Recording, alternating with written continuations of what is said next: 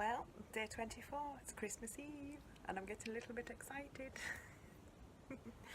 Not as excited as my 5-year-old, who has been trying to tell everybody what they're getting.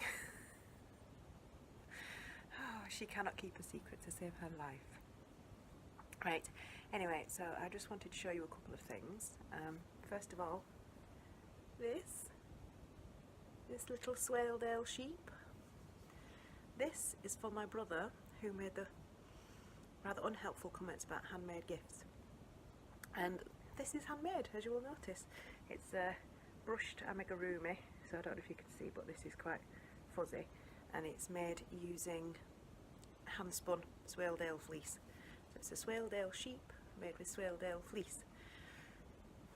Now, this is only my second attempt at amigurumi, and my first attempt at brushed amigurumi. And it's not perfect, but I think it turned out okay.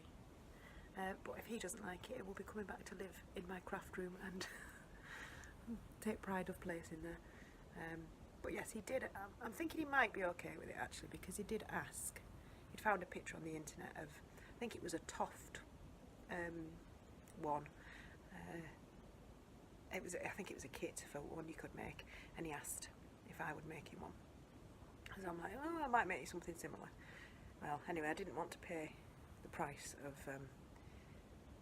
the Toft one, and I wanted to make it out of hand-spun Swaledale because it's a Swaledale sheep, so I had to make up the pattern as I went along.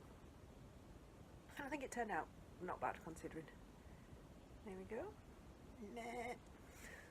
There's more goat than sheep, but never mind. And then I've also finished this dress for my daughter. Some lovely flower buttons on the back. Now, this fabric's just from Abercan. It wasn't out of stash, but I have since found lots of purple fabric in my stash that will be suitable for making her dresses during the rest of the year. Well, next year. But the pattern for this, it's not going to be easily to find because I can't remember what book it was out of, and it was actually, there was a book on smocking that I found at the library, and it had lots of patterns for different smocking things in it, but then it also had some patterns for petticoats to go underneath the smocked dresses, and this is actually a pattern for one of the petticoats. But essentially it's just a bodice split up the back with buttons on, although this is actually fastened with coppers, because I did not have time for hand stitch buttonholes. And then the skirt is just 2 rectangles and then gathered at the top, so it was very basic.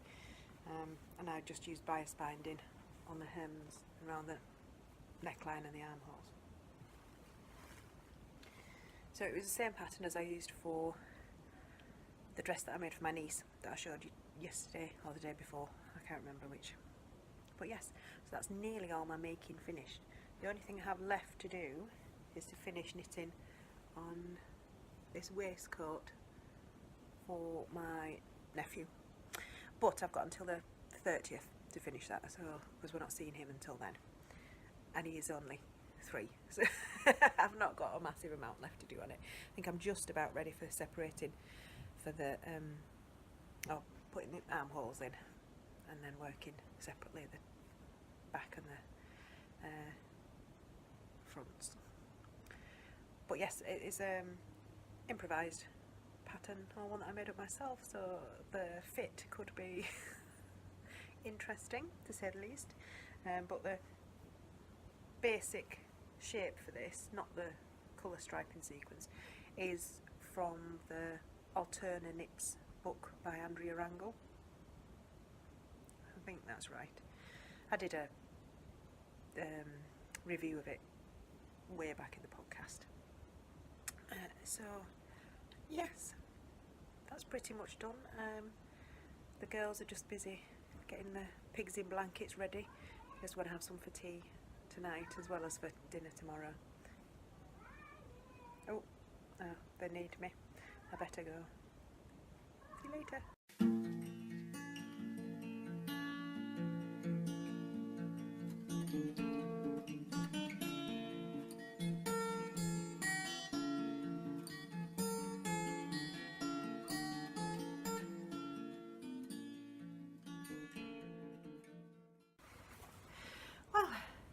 that's my wrapping just about finished. And now I'm heading out to the pub for a well-earned pint of beer. Well, probably a half. It's taken me longer than I planned, so I haven't really got that much time left before tea.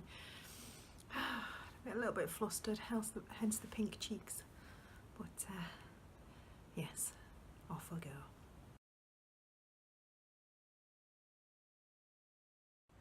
Okay, so it's the end of day 24, Christmas Eve.